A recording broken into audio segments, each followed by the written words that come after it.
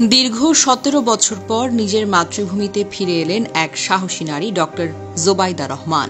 ২০০৮ সালের ১১ সেপ্টেম্বর স্বামী তারেক রহমানের চিকিৎসার প্রয়োজনে যিনি দেশ ছেড়েছিলেন সেই জোবাইদা আজ ফিরে এলেন বাংলাদেশে।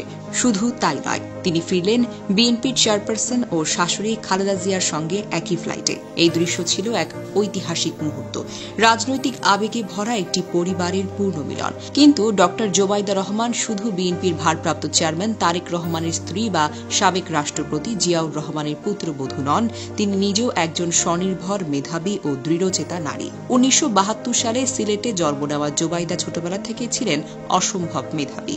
তিনি ঢাকা মেডিকেল কলেজ থেকে এমবিবিএস ডিগ্রি অর্জন করেন এবং ১৯৯৫ সালে বিসিএস স্বাস্থ্য ক্যাডারে প্রথম স্থান অর্জন করে সবাইকে তাক লাগিয়ে দেন। এরপর তিনি লন্ডনের বিখ্যাত ইম্পেরিয়াল কলেজ থেকে পাবলিক হেলথে এমএসসি ডিগ্রি অর্জন করেন এবং স্বর্ণপদক লাভ করে তার শিক্ষাগত শ্রেষ্ঠত্বের প্রমাণ দেন। তার এই অর্জন তাকে বাংলাদেশের চিকিৎসা ক্ষেত্রে একজন উঠতি তারকা হিসেবে প্রতিষ্ঠিত করেছিল।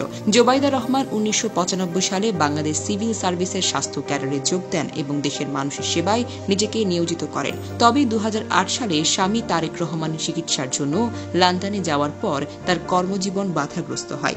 ছুটি বাড়ানোর আবেদন নামঞ্জুর হওয়ায় তাকে চাকরিচ্যুত করা হয়, যা অনেকে রাজনৈতিক প্রতিহিংসার ফল হিসেবে বিবেচনা করেন। এমনকি তার এবং তার মা সৈয়দা ইকবাল মান্দ বানুর বিরুদ্ধে মামলা দায়ের করা হয়, যা তার জীবনকে আরও বেশি জটিল করে তোলে। জোবাইদা রহমানের পারিবারিক উত্তরাধিকার তার ব্যক্তিত্বকে আরও সমৃদ্ধ করেছে। তার পিতা রিয়াল অ্যাডমিরাল মাহবুব আলী খান ছিলেন বাংলাদেশ নৌবাহিনীর প্রধান এবং পরবর্তী জিয়াউর রহমান ও হুসাইন মোহাম্মদ এরশাদের সরকারে যোগাযোগ ও কৃষি মন্ত্রী হিসেবে দায়িত্ব পালন করেন। তার চাচা জেনারেল এম.এ.জি. ওসমানী ছিলেন বাংলাদেশের মুক্তিযুদ্ধের সর্বাধিনায়ক, যিনি জাতির জন্য অসামান্য অবদান রেখেছেন। তার মা সৈয়দা ইকবাল মান্দ বানু ছিলেন একজন প্রখ্যাত সমাজসেবী এবং স্বাধীনতা পুরস্কার প্রাপ্ত ব্যক্তিত্ব। এছাড়া তিনি অ্যামনিস্ট ইন্টারন্যাশনাল সাবেক সেক্রেটারি জেনারেল আইরিন খানের চাচাতো বোন। এই গৌরবময় পারিবারিক পটভূমি জোবাইদা রহমানের জীবনে দায়িত্ববোধ ও দেশপ্রেমের গভীর প্রভাব ফেলেছে। জোবাইদা রহমানের জীবন ছিল ত্যাগ ও সংগ্রামের এক অসাধারণ গল্প। ২০০৮ সালে তারেক রহমানের গ্রেফতার, মুক্তি এবং পরবর্তী লন্ডন প্রবাসে জীবনের শুরু তার জীবনে বড় ধরনের পরিবর্তন নিয়ে এসেছে। রাজনৈতিক প্রতিহিংসার শিকার হয়ে তিনি তার পেশাগত জীবন হারান, দেশে ফিরতে পারেননি, বরং বহু মামলার সম্মুখীন হন। তবুও তিনি কখনো হাল ছাড়েননি। স্বামী তারেক রহমানের পাশে থেকে তিনি সাহস ও সমর্থনের প্রতীক হয়ে ওঠেন। লন্ডনে থাকাকালীন তিনি একদিকে পারিবারিক দায়িত্ব পালন করেছেন, অন্যদিকে তারেক রহমানের রাজনৈতিক কর্মকাণ্ডে নীরব কিন্তু শক্তিশালী সহযোগী হিসেবে কাজ করেছেন। তার ধৈর্যের আরেকটি উদাহরণ হল দীর্ঘ ১৭ বছর ধরে দেশের বাহিরে থেকেও বাংলাদেশের রাজনৈতিক ও সামাজিক ঘটনা প্রবাহের সঙ্গে সংযুক্ত থাকা। তিনি কখনো নিজের পরিচয়কে শুধু একজন রাজনৈতিক নেতার স্ত্রী হিসেবে সীমাবদ্ধ করেননি, বরং তিনি নিজের শিক্ষা, মেধা এবং মানবিক দৃষ্টিভঙ্গি দিয়ে সমাজের প্রতি দায়িত্ব পালনের চেষ্টা করেছেন।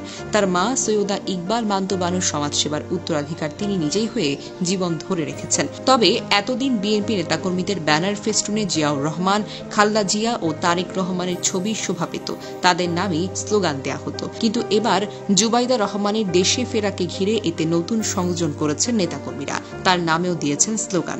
গত নভেম্বরে প্রয়াত শ্বশুর সাবেক রাষ্ট্রপতি ও বিএনপির প্রতিষ্ঠাতা জিয়াউর রহমানের নামে গড়া সংগঠনে পদ দেওয়া হয়েছে জোবাইদা রহমানকে। জিয়াউর রহমান ফাউন্ডেশনের পরিচালনা পর্ষদ গঠন করা হয়েছে।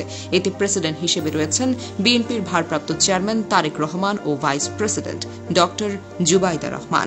ডিরেক্টর হিসেবে আছেন মেয়ে জাইমা রহমান। শুধু তাই নয়, গত ৫ আগস্ট শেখ হাসিনা পতনের পর লন্ডন থেকে ভার্চুয়াল কিছু অনুষ্ঠানে স্বামী তারেক রহমানের পাশে দেখা গেছে তাকে। বক্তব্য রেখেছেন এই চিকিৎসক।